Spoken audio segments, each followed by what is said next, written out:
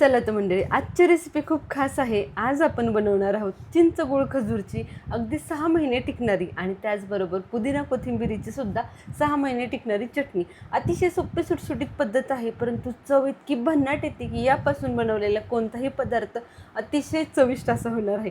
या चटण्या वर्षभर आपल्याला प्रत्येक गोष्टीसाठी लागत असतात. बरेच वेळेला चाटसाठी, कधी बिर्याणीच्या मॅरिनेशनसाठी हिरवी चटणी लागत असते, तर चिंच गूळ खजूरची चटणी कशासोबत तोंडी लावायला लागते.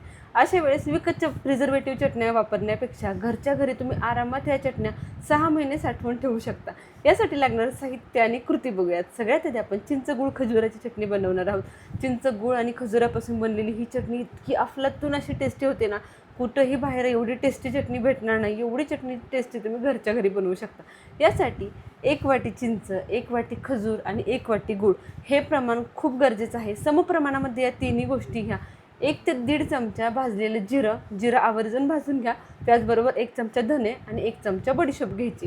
धने आणि बडीशोप भाजून घ्यायची गरज नाही, परंतु जिरे छानपैकी भाजून घ्या, कारण भाजलेल्या जिऱ्याचा खूप छान फ्लेवर यामध्ये उतरणार आहे. आता यामध्ये पाव चमचा मीठ घालायचं आणि आता हा डब्बा आपण कुकरला शिजायला ठेवणार आहोत. ह्या सगळ्या गोष्टी कुकरला 2 शिट्ट्यांमध्ये छानपैकी शिजवून घ्यायच्या. यामुळं काय होतं, चिंच, गूळ आणि खजूर छान एकजीव असे होतात आणि त्याचा पूर्ण अर्क बाहेर येतो.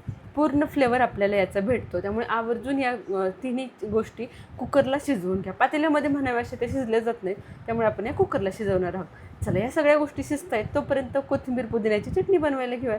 यासाठी पुदिना, कोथिंबीर, हिरवी मिरची, आलं, त्याचबरोबर भाजकी फुटाणा डाळ, भाजलेलं जिरं, चवीपुरतं मीठ आणि चाट मसाला घेतला आहे. आता सगळ्यात आधी मिक्सरच्या भांड्यामध्ये पुदिना, हिरवी मिरची आणि आलं, कोथिंबीर आपण वाटून घेणार आहोत.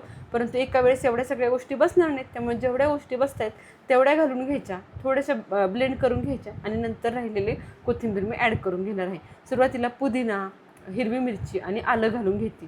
इथे मी एक मोठी पेंडी पुदिना घेतली, तेवढीच पेंडी कोथिंबीर घेतली आहे. कोथिंबीरीचं प्रमाण पुदिन्यापेक्षा थोडंसं जास्तीचं घ्या.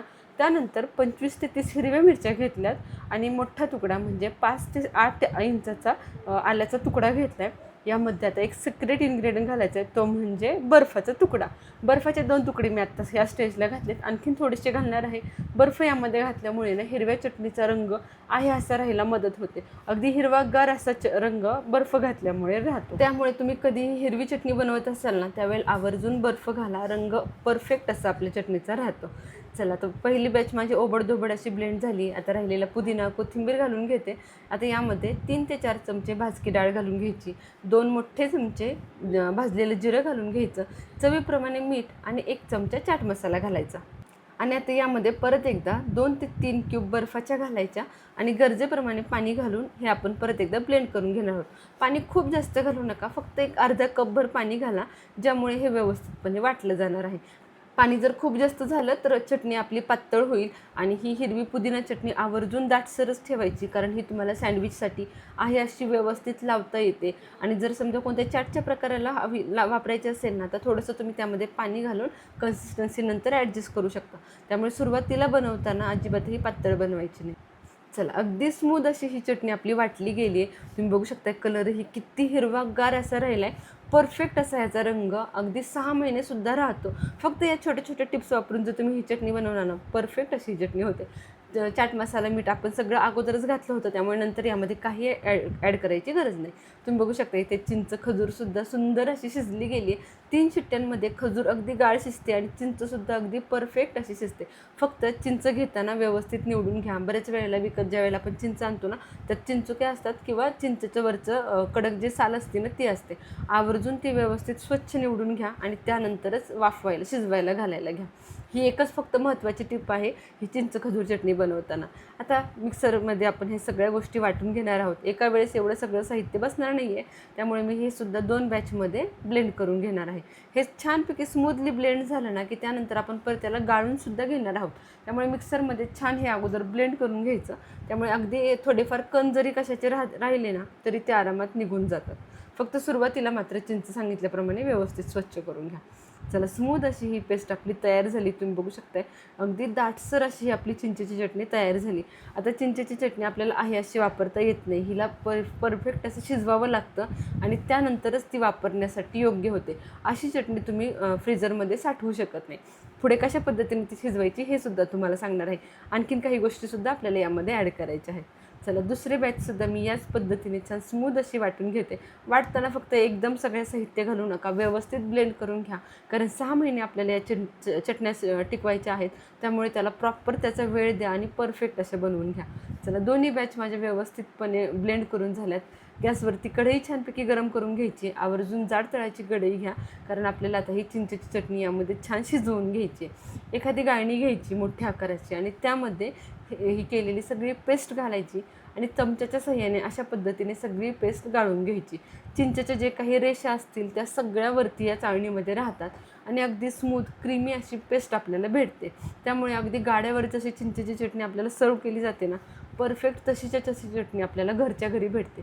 आणि सगळ्यात महत्त्वाचे, आपण धने, बडीशोप आणि भाजकी जिरं जे घातलं होतं ना, त्यामुळे इतकी भारी टेस्ट येते की काही विचारायला नको. तुम्ही जर कधी चिंचेच्या चटणीमध्ये धने आणि बडीशोप घातली नसेल ना, तर आवर्जून घालून बघा, खूप अफलातून अशी ही चटणी होते. चला, व्यवस्थित असे हे सगळं मिश्रण गाळलं गेले. तुम्ही बघू शकताय जो काही चोथा शिल्लक राहिला आहे ना, तो सगळ्या चिंचेच्या सालीचा वगैरे आहे. आणि त्याचबरोबर जिरे, बडीशोप, धने जे आहे त्याचा फ्लेवर आपल्याला परफेक्ट भेटला आहे. फक्त त्याचे जे काही कण आहेत ते यामध्ये राहिले गेलेत. चला, तर हे बाजूला काढून घेऊयात आणि चटणी आपली व्यवस्थितपणे शिजवून घेऊयात. आता चटणी शिजवताना अगदी मीडियम टू लो फ्लेमवरती 5 ते 7 मिनटं चटणी छान शिजवून घ्यायची. जोपर्यंत चटणीचा छान अगदी चॉकलेटी रंग येत नाही, त्याच्यातलं पाण्याचा अंश बऱ्यापैकी कमी होत नाही ना, तोपर्यंत छान शिजवून घ्या. एक वेगळ्याच प्रकारची ह्याला चकाकी येते, त्यावेळेला समजतं की चटणी आपली तयार झाली. आता चटणी शिजवतानाच यामध्ये घालून घ्यायचा 1 ते 1.5 चमचा चाट मसाला आणि 1 चमचा लाल तिखट. आता लाल तिखट इथं ऑप्शनल आहे. तुम्हाला जर ही चटणी चटपटीत अशी आवडत असेल ना, गोड आंबट तिखट, तरच तिखट घाला. नसेल आवडत तर फक्त चाट मसाला घाला. परंतु हा चाट मसाला आवर्जून घाला. चाट मसाल्यामुळे मेन फ्लेवर आपल्याला भेटतो. चला, सुंदर अशी ही चटणी मी शिजवून घेते. लाल तिखट आणि चाट मसाला घातल्याबरोबर रंगही बदलला आणि आता जसजशी चटणी आपण शिजवत जातोय ना, तसा डीप ब्राऊन कलर या चटणीला येत जातोय आणि एक वेगळ्याच प्रकारची चकाकीसुद्धा येत जाते. गूळ आहे त्यामुळे छान असं याला थिकनेससुद्धा येणार. तुम्ही याचा दाटसरपणा बघू शकता, किती सुंदर अशी दाटसर ही चटणी झाली आहे. ही चटणीसुद्धा तुम्ही ज्यावेळेला सँडविच बनवता त्यावेळेला आरामात आहे अशी लावू शकता. आणि ज्यावेळेला कोणता चाटचा प्रकार बनवणार असाल त्यावेळेला थोडीशी तुम्हाला पातळ करावीशी वाटली तर ती पातळही करू शकता. परंतु सुरुवातीला मात्र ज्यावेळेला आपण फ्रीज करतोय त्यावेळेला दोन्ही चटण्या घट्टच असाव्यात. पाण्याचं प्रमाण यामध्ये शक्य तेवढं कमी ठेवा. चला, दोन्ही चटण्या छानपैकी तयार झाल्यात. आता ह्या दोन्ही चटण्या तुम्ही एखाद्या काचेच्या भरणीमध्ये, डब्यामध्ये आरामात साठवू शकता. फक्त साठवण्या अगोदर चिंचेची चटणी आवर्जून पूर्णपणे थंड करून घ्यायची रूम टेम्परेचरला आणि त्यानंतरच फ्रीजमध्ये ठेवायची.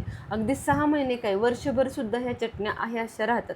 फक्त वापरताना कोरड्या चमच्यानेच बाहेर काढायची आणि नंतर लगेचच बंद करून फ्रीजमध्ये ठेवून द्यायची. खूप जास्त वेळ फ्रीजच्या बाहेर ठेवू नका. कन्सिस्टन्सी तुम्ही बघू शकता, एक घट्ट अशी आपली दाटसर हिरवी चटणी तयार झाली. त्याचबरोबर ही चिंच गुळ खजुराची चटणीसुद्धा किती सुंदर अशी कन्सिस्टन्सी आहे. गाळून घेतल्यामुळे तर अगदी क्रीमी, अगदी मुलायम अशी ही चटणी आपली तयार झाली. बघून कुणाला वाटणारच नाही की एवढ्या सुंदर आणि टेस्टी चटण्या तुम्ही घरी बनवू शकता. चला, या दोन्ही चटण्या माझ्या इथे तयार झाल्यात. तुम्हीसुद्धा व्हिडिओमध्ये सुरुवातीपासून शेवटपर्यंत सांगितलेल्या सगळ्या टिप्स फॉलो करून या चटण्या आवर्जून बनवा. फक्त अर्धा ते 1 तास लागतो दोन्ही चटण्या तयार व्हायला, परंतु वेळ इतका वाचतो की वर्षभराचं आपलं एक कामच होऊन जातं. चला, तुम्हीसुद्धा या पद्धतीने या दोन्ही चटण्या नक्की ट्राय करून बघा. कशी वाटली आजची रेसिपी मला कमेंटमध्ये सांगायला अजिबातही विसरू नका. रेसिपी आवडली असेल तर लाईक करा, बनवायची असेल तर सेव्ह करा, कोणाकडून बनवून घ्यायची असेल तर शेअर करा. अशाच नवनवीन रेसिपींसाठी शुभज्योत रेसिपी चॅनलला सबस्क्राईब करा. भेटूया पुन्हा एकदा अशाच खमंग चविष्ट रेसिपीसोबत. धन्यवाद.